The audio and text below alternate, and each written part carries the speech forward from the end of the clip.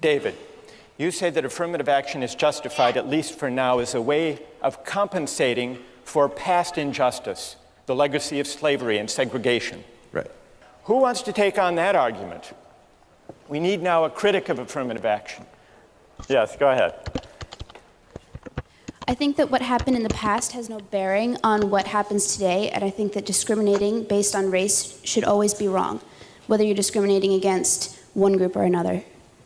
Just because our ancestors did something doesn't mean that that should have any effect on what happens with us today.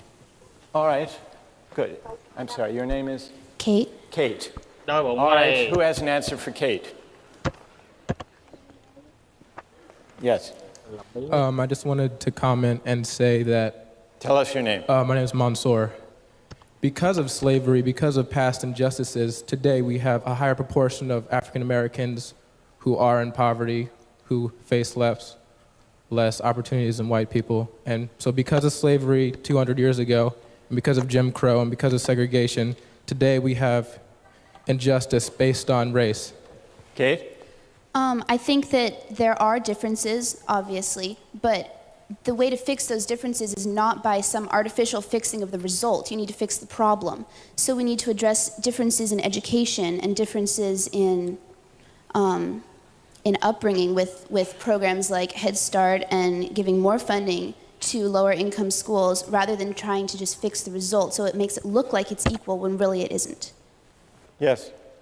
Well, with regard to affirmative action based on race, I just want to say that white people have had their own affirmative action in this country for more than 400 years. It's called nepotism and quid pro quo.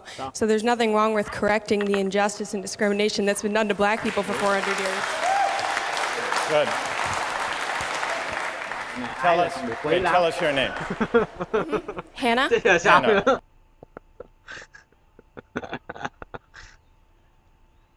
All right, who has an answer for Hannah? And just to add to Hannah's point, because we need now someone to respond.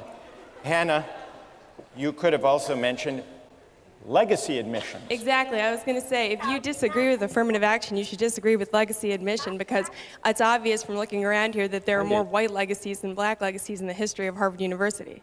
And explain what legacy admissions are. Well, legacy admissions is giving an advantage to someone who has an arbitrary privilege of their parent having attended the university to which they're applying. All right, so a reply for Hannah. Yes, in the balcony, go ahead. First of all, if affirmative action is making up for past injustice, how do you explain minorities that were not historically discriminated against in the United States who get these advantages? In addition, you could argue that affirmative action perpetuates divisions between the races rather than achieve the ultimate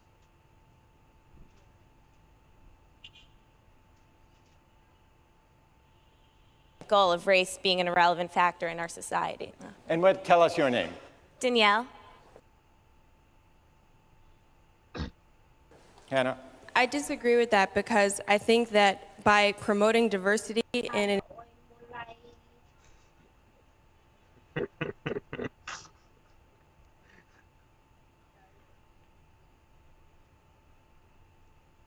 institution like this, you further educate, especially the white students who grew up in predominantly white areas. It's certainly a form of education to be exposed to people from different backgrounds. And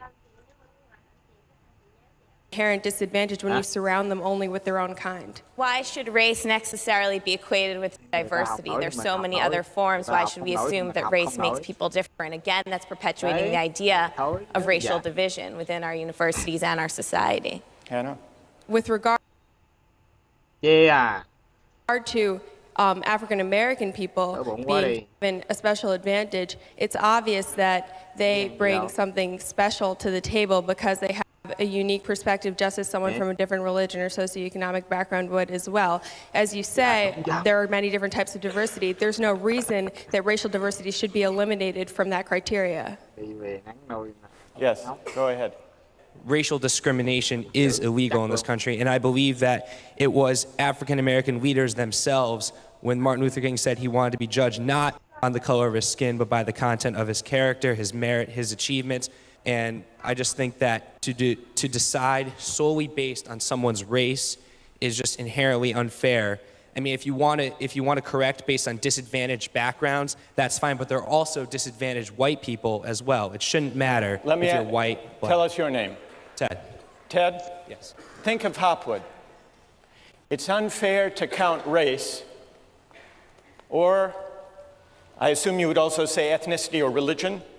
Yes. Do you think she has a right to be considered according to her grades and test scores alone? No, there is more to it than that. Universities need diversity.